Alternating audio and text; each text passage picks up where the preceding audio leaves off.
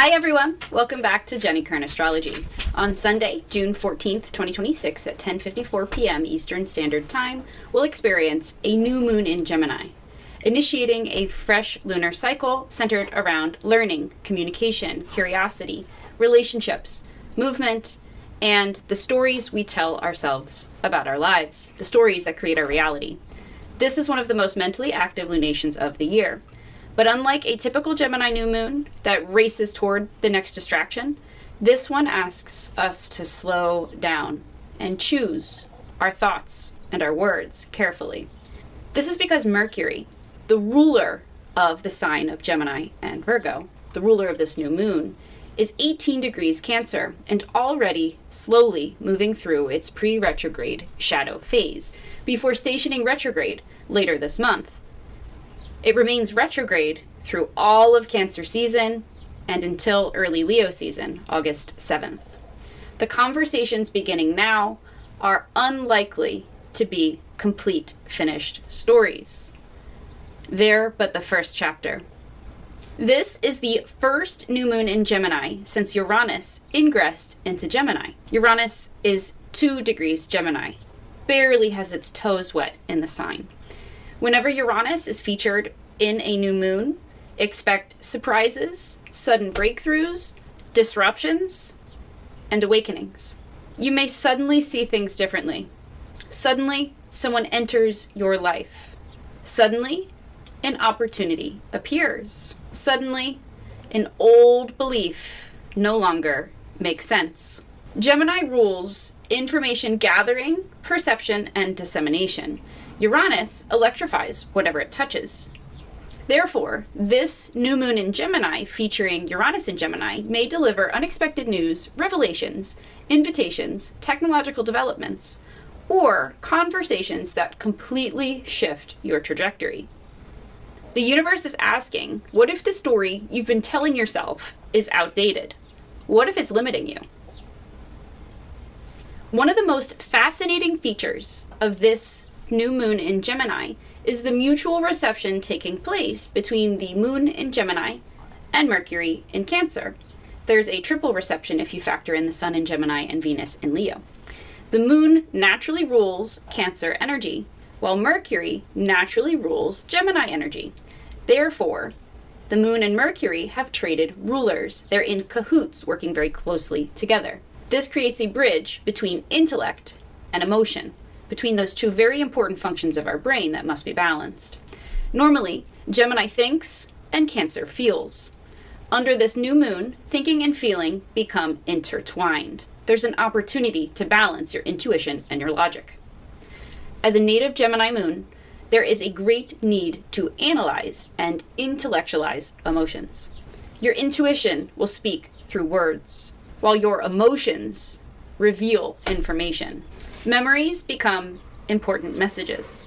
Pay close attention to dreams, journal entries, synchronicities, and conversations with family members and loved ones, because the answers may not arrive logically. They may arrive emotionally. As we look at the chart of the new moon in Gemini, you'll see it forms a bowl shape. A bowl shape is when the planetary bodies cover half of the chart's surface area, and there's an empty second half. This creates a feeling of seeking something that's missing. There is an embedded sense of destiny and purpose. Collectively, we're all searching for the next piece of the puzzle. This creates momentum. It creates hunger. It creates a desire to reach beyond what we currently know. The missing half of the chart becomes the territory we're meant to explore. The most activated planet in the chart of the new moon in Gemini is Venus, 1 degree Leo, and she is indeed the star of the show. Venus is receiving numerous aspects and becomes the focal point through which the new moon in Gemini energy expresses itself. Venus in Leo craves authenticity. It wants creative courage, bold expressions of love. It wants us to stop dimming our light for the comfort of others. Venus is also coming out of a conjunction with Jupiter in Cancer. The blessings, opportunities, emotional growth, and relationship themes that were initiated by Venus and Jupiter aligning in Cancer, squaring Chiron in Aries, are still very much alive. Soon, Jupiter will be in Leo for the next year. Abundance will be attracted through confidence and courageous, open-hearted, creative self-expression and leadership. Something that began as an emotional opening is now asking for visible expression, for public recognition. Love wants to be seen. Creativity wants to be shared. And the heart wants to lead. Under the new moon in Gemini, Venus forms a beautiful sextile to Uranus in Gemini. This is one of the most exciting relationship aspects in the entire chart. Expect the unexpected. Anticipate unexpected connections, unexpected attractions, unexpected opportunities. New friendships and creative collaborations may emerge quickly. If you've felt stuck or complacent, this energy will help break those patterns and invite fresh possibility. But you must stay open in order to receive it. The unexpected may be exactly what you've been asking for. The most intense pattern of the chart of the new moon in Gemini is the fixed T square. This is formed between Venus, 1 degree Leo, opposing Pluto, 5 degrees Aquarius. Remember, Pluto's in that long-term conjunction to Juno. Both are squaring Chiron, 29 degrees Aries. That's the focal point of the fixed T square. It's powerful. Venus and Pluto expose power, control, and manipulation dynamics. They reveal where control, attachment, fear, jealousy, validation, or obsession may be influencing your decisions. Meanwhile, Chiron, at the final critical anaretic degree of Aries, represents a collective healing crisis around identity and autonomy. Who am I? And what do I truly value? How much of myself have I sacrificed for the approval of others? The resolution comes through courageous self-acceptance, radical self-acceptance, not dominance, not control, not manipulation, but authenticity. We have a grounding force in Mars in Taurus. Mars, 20 degrees Taurus, is the only planet occupying an Earth sign. In a chart dominated by air and fire, and elementally speaking, air fuels fire, Mars becomes the anchor. While everyone else is talking, imagining, theorizing, and reacting, Mars in Taurus reminds us to build something tangible, something real. So take practical action. Move slowly, steadily, and consistently. Invest wisely. Create stability amid rapid change, which can look like chaos. This is the difference between inspiration and manifestation. Before we dive into the horoscopes, we need to close an 8-year chapter. This is the final week of Chiron in Aries. This is one of the most important long-term influences that's present under the new moon in Gemini. Chiron, 29 degrees Aries. The 29th degree is known as the critical anaretic degree. It's the final degree of a sign before the energy refreshes 0 degrees of the next sign. It represents culmination, mastery, urgency, and a crisis that leads to completion. Chiron entered Aries back in 2018 and has spent nearly 8 years teaching humanity lessons around identity, courage, self-worth, autonomy, independence, and the wounds that can arise when we do not feel safe to be ourselves. As Chiron reaches that final degree of Aries, we are collectively standing at the end of a profound healing journey. We've been triggered and tested over the past 8 years. Think back to 2018. Now it's time to pass the tests of mastery. Who were you back in 2018? What fears have you confronted since that time? Where have you learned to advocate for yourself? Where have you discovered that confidence isn't the absence of fear, but the willingness to act despite of it? The final degree of Aries asks us to demonstrate what we've learned. We're not acquiring new lessons here. This is a time for applying the wisdom we've gained over the past 8 years through our healing work. The wound of Aries is often connected to one's right to exist, the right to take up space, the right to pursue your desires, the right to be seen, authentically for who you are. At 29 degrees Aries, Chiron will bring final tests around self-trust and self-definition. Situations may arise over the next couple weeks that reveal whether we are still seeking and relying on external validation or whether we have developed genuine inner confidence. Many people may experience a powerful realization. I no longer need permission to be who I am. The lesson becomes even more significant because Chiron serves as the apex point in that fixed T-square we mentioned a couple minutes ago. Venus in Leo opposes Pluto and Juno in Aquarius, while both form a challenging 90-degree square requiring integration to Chiron 29 degrees Aries. Venus asks, what does your heart truly want? While Pluto asks, what are you willing to release to claim your inner power? Control. Chiron responds, you cannot have either until you heal the fear of being fully yourself, the fear of rejection, the fear of abandonment. This configuration exposes old wounds around rejection, abandonment, comparison, visibility, love, creativity, separation, and self-expression. Many people may find themselves confronting places where they have compromised their authenticity in order to belong. I'm going through it right now with the church that I joined. A couple of months ago, I walked in on someone who I would have called a friend, and I walked in on her gossiping about me to some of the leaders at the church. And she essentially said that I'm not Christian enough because I use astrology. And I have to say, it was good that I heard that, because if I have to be someone I am not, if I have to wear a mask in order to be accepted at this church, it's not the church for me. And these friendships would be built on a foundation of lies. If I am not free to be who I authentically am, and I know that God gave me the gift to be able to translate this astrology to the collective for whatever reason he gave that gift, but I know that it's aligned and that I'm doing God's work and I know who I am. And to be called, she accused me of being into witchcraft. So what's really interesting for me is I have been on the fence about, do I stay, do I go, do I stay socially? We'll see. Tomorrow, they start a new series in which they'll be talking about the supernatural. And I was warned, ironically also about a month ago, that astrology would be a topic of discussion and that I probably would not like what they have to say. Now, I am open-minded. I am going to attend church service tomorrow with an open mind. We will see if anything is said or discussed that ends up being triggering. But here I am, right here with you. I am human too, going through these tests of mastery.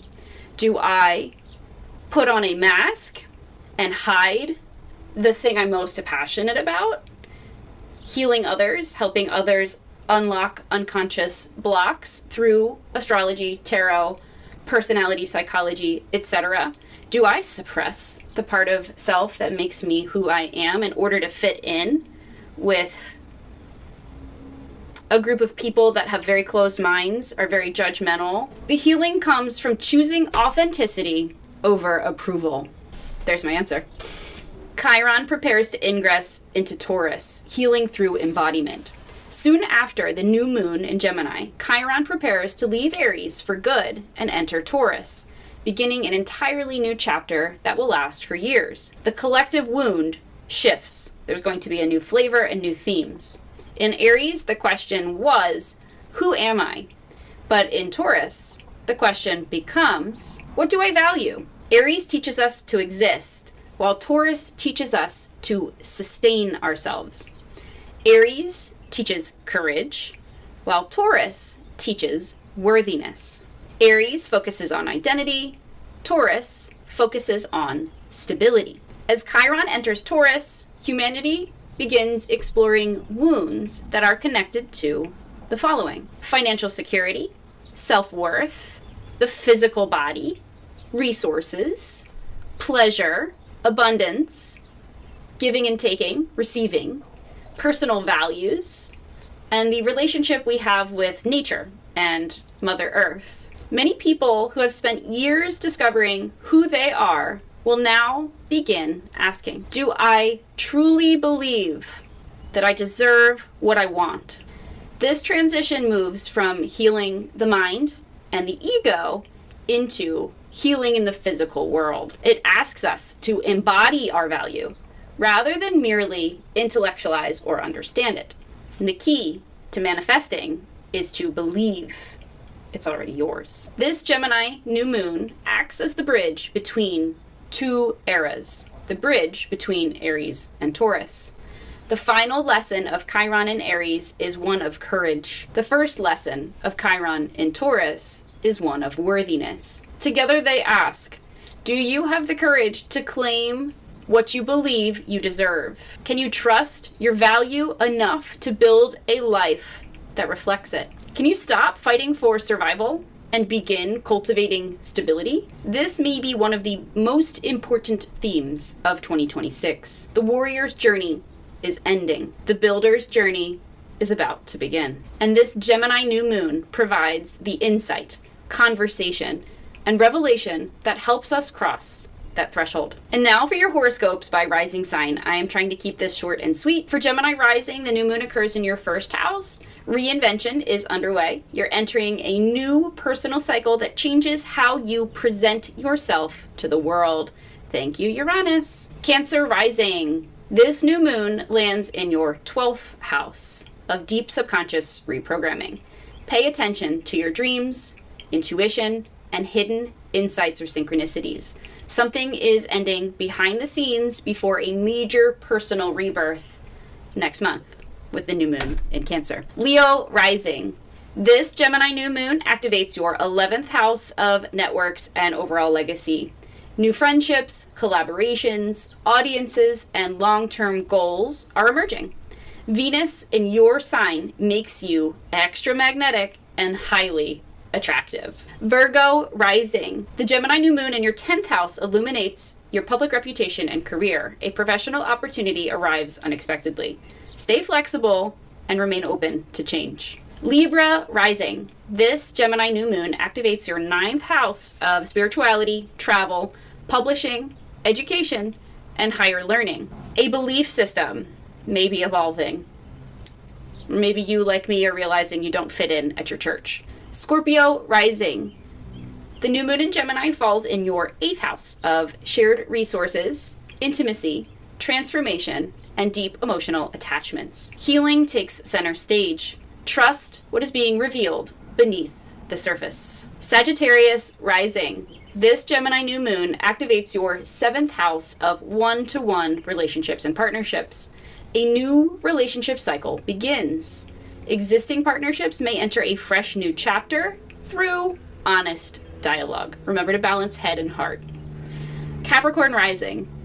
The Gemini new moon lands in your 6th house. New routines, health goals, and work opportunities may emerge. Small daily improvements create major and lasting long-term results. Aquarius rising. This Gemini new moon activates your 5th house of children, creativity, romance, passion, play, and self-expression. Follow your inspiration. Love, children, or creative projects may bring exciting surprises. Pisces rising. This Gemini new moon illuminates your 4th house of home, family, and ancestral heritage. A new chapter begins within your living situation, family dynamics, or your emotional foundations. Aries rising. This Gemini new moon activates your 3rd house of communication. New contracts, writing projects, learning opportunities, and important conversations emerge. Be mindful of Mercury's retrograde and pre-shadow period before making any final decisions, because you might have to revisit that later. And last but not least, Taurus rising. The focus of this Gemini new moon is your 2nd house of values, income, and self-worth. A new financial chapter begins. Trust your talents and invest in what creates lasting security and stability. I know you know all about that, Taurus. Enjoy the energy of Mars traveling through your sign. This Gemini new moon reminds us that life can change through a single conversation, a single idea, or a single realization, that moment of clarity. With Uranus involved, expect the unexpected. With Mercury preparing for retrograde, avoid rushing to conclusions. Avoid rushing in general. That is not what Mars and Taurus would want. With Venus commanding the chart, lead with your heart. Make sure it's open, not closed, walled off, so that you can receive. And with Mars and Taurus grounding the energy, remember that the ideas worth pursuing are the ones you are willing to build. Thank you so much for watching. If you enjoyed this video, please interact with it. Please like, subscribe, comment, and share with someone who would benefit from these messages. Until next time, stay curious, stay grounded, and keep looking to the stars. Thank you for watching. If you're still with me, you're a real one. Drop your current most used emoji in the comments. If you took anything away from this video, we ask that you like, comment, share the content, and subscribe. If you enjoyed this video, we know that you'll enjoy the full playlist and this additional video. Thank you so much, love you, and see you soon.